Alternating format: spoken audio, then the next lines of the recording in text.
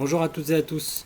On va retourner sur le golfe de Bussy aujourd'hui et on va faire un petit point sur les différentes infos que je vous ai données. Alors vous allez voir, j'ai fait tout un tas de petits traits comme ça et on va aller voir un petit peu à quoi ça correspond et j'ai pris des trous 6, 7, 8 et 9. On va aller voir un petit peu ce que ça donne au niveau des informations que vous pouvez récupérer grâce à notre outil Google Earth. Alors, on va se pencher d'abord sur le trou numéro 6.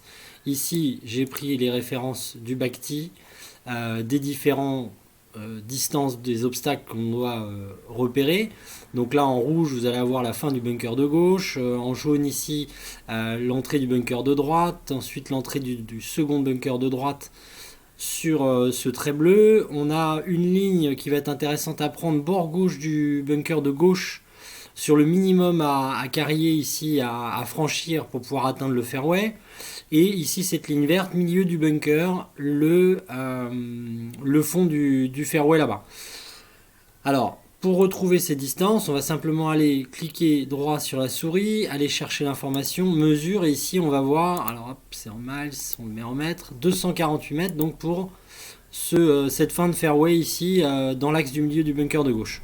Vous pourrez vérifier une fois que vous aurez enregistré toutes vos lignes, comme ça les différentes distances. Donc à chaque fois, si je veux vérifier par exemple le minimum à carré ici, je vais sur la ligne rouge, je regarde, je vais dans mesure, 186 mètres minimum à faire du bacti.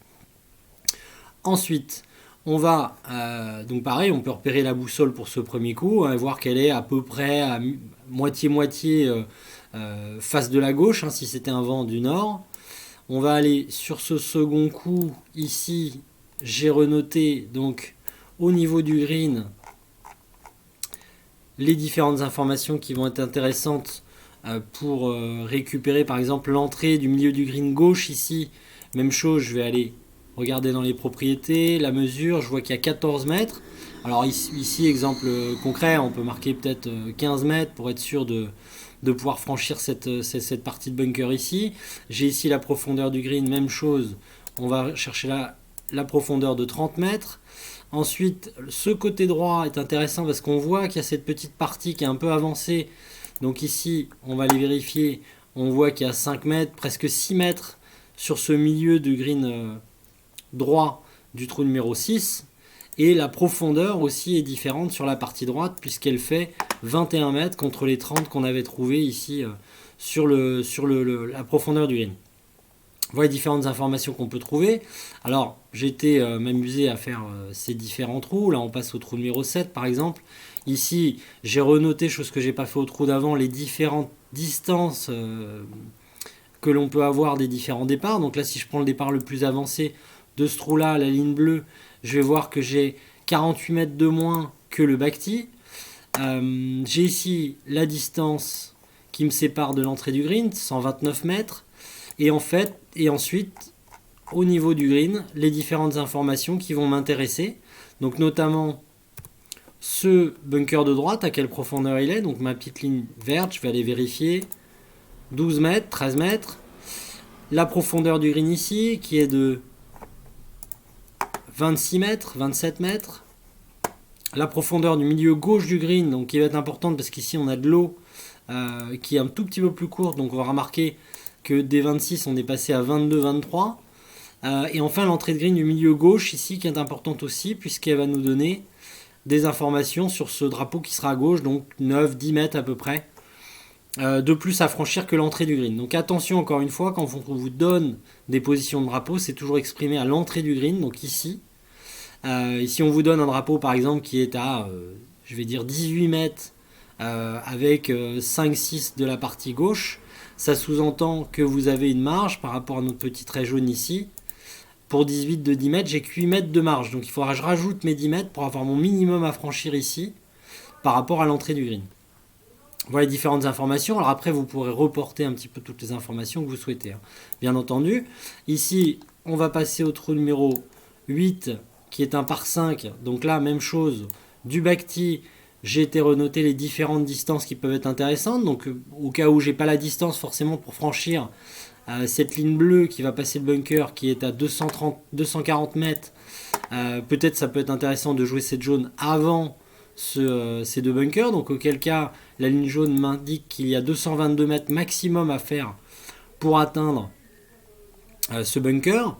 Je pourrais aussi imaginer une autre distance, hein, même chose avec ma règle, hein, comme d'habitude, une distance qui me séparerait du minimum à franchir dans cet axe des bunkers ici au niveau du fairway, donc là on voit 160 mètres, etc. etc.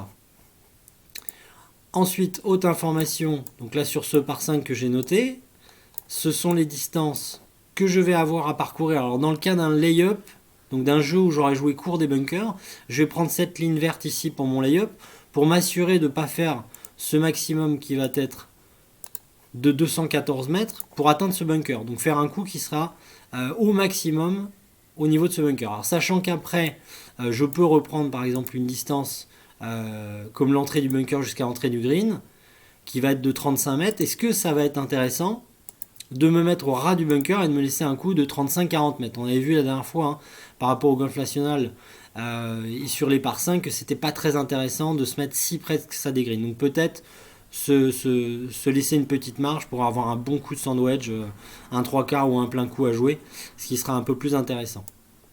Même chose haute distance, hein, si on a décidé de jouer après ce bunker ou qu'on arrive à la limite, ici on aura ces distances qui vont nous permettre d'analyser la distance pour aller au green. Donc là par exemple cette ligne rose, elle va nous indiquer 220 mètres si je suis donc au bout de ce bunker, etc., etc. Donc toutes les informations que vous pouvez prendre. Si vous voulez prendre d'autres repères de distance, on pourrait très bien prendre le bout de ce petit bosquet d'arbres pour aller à l'entrée du green. On pourrait également prendre l'extrémité, l'autre extrémité, 160 mètres à peu près, donc pour avoir différents repères de distance. Ici même chose au niveau du green, on est dans l'axe, donc là il n'est pas tout à fait dans l'axe, voilà comme ça. Ici je vais avoir de nouveau mes distances. Alors mon minimum ici, je vois que ce petit trait bleu ici il m'indique que si je joue dans cet axe là, je vais avoir 5 mètres à faire en plus que l'entrée du green. Là la profondeur de ma ligne verte gauche va m'indiquer qu'il y a 15 mètres. Ici en plein milieu du green, la profondeur est de 22 mètres et la profondeur du green est-elle de 28 mètres. Cette petite ligne rouge ici va m'indiquer vraiment le minimum à faire pour carrier ce bunker. Donc ici, je vais retrouver 10 mètres à peu près pour aller jouer un drapeau qui serait peut-être un petit peu collé ici. Donc ce qu'il faudra retenir, c'est que j'ai mes 10 mètres minimum à carrier sur la partie droite et que la profondeur de mon green dans cet axe là mesure 28 mètres. Donc je fais ma soustraction et comme ça je sais le minimum que j'ai à carrier ici et le maximum que j'ai à faire ici. Autre exemple et dernier, le trou numéro 9. Donc on se remet dans l'axe ici. Donc là je vais retrouver les différentes informations de départ que j'ai renotées ici. Donc par exemple ce départ le plus avancé avec ma ligne orange, il est 115 mètres plus court de ces différentes distances. Donc si par exemple j'avais une ligne très agressive pour cette ligne verte qui est ici, pour passer le bunker de gauche, il va me falloir au minimum carrier 225 mètres si je veux aller jouer dans cette partie-là. Alors attention, si je joue dans cette direction-là et que je veux franchir le bunker, en admettant par exemple qu'il y a un vent avec, ce qui m'assure de carrier ce bunker, il faudra faire attention de ne pas aller trop à gauche, puisque ce bunker en plein milieu du fairway, il est à 243 mètres. Donc j'ai de grandes chances, si jamais je ne joue pas franchement à gauche, de me retrouver dans ce bunker. Même chose, alors ensuite, autre information que je vais trouver, une fois que je suis bien dans l'axe de ce trou, c'est ici, au niveau de la distance du bout du bunker, alors de celui-ci, la ligne rouge ou éventuellement la ligne bleue là. Ensuite, même chose au niveau du green, je retrouve mes différentes références. Alors ici, la ligne rose, c'est pour signaler la fin du bunker et l'entrée du green sur la partie droite, sur la partie milieu droite. Ici, la profondeur de la partie gauche du green, la profondeur de la partie droite du green. Avec les différentes distances que je pourrais retrouver facilement grâce à mon outil de mesure et aux lignes que j'aurai enregistrées sur Google Earth. Voilà pour différentes informations que vous pouvez repérer et comment vous organiser. Alors vous voyez qu'à chaque fois ces repères restent, donc une fois que vous l'avez fait, il n'y a plus besoin de le refaire. Bien entendu, encore une fois, on n'aura pas les dénivelés, donc il faudra, lors de votre reconnaissance de parcours, aller rechercher les différents dénivelés que vous aurez sur ces différentes lignes de jeu. Et ensuite, idéalement, essayer de... Alors vous avez souvent des arroseurs ou des sprinklers qui sont sur les fairways. vous aurez très souvent les distances dessus. Si jamais c'est pas le cas, reprenez quelques distances. Là, ça sera compliqué hein, sur Google Earth d'aller repérer où sont les sprinklers, même si on fait un zoom très important. Donc, repérez sur le parcours les différents sprinklers. Idéalement, faites-le à deux.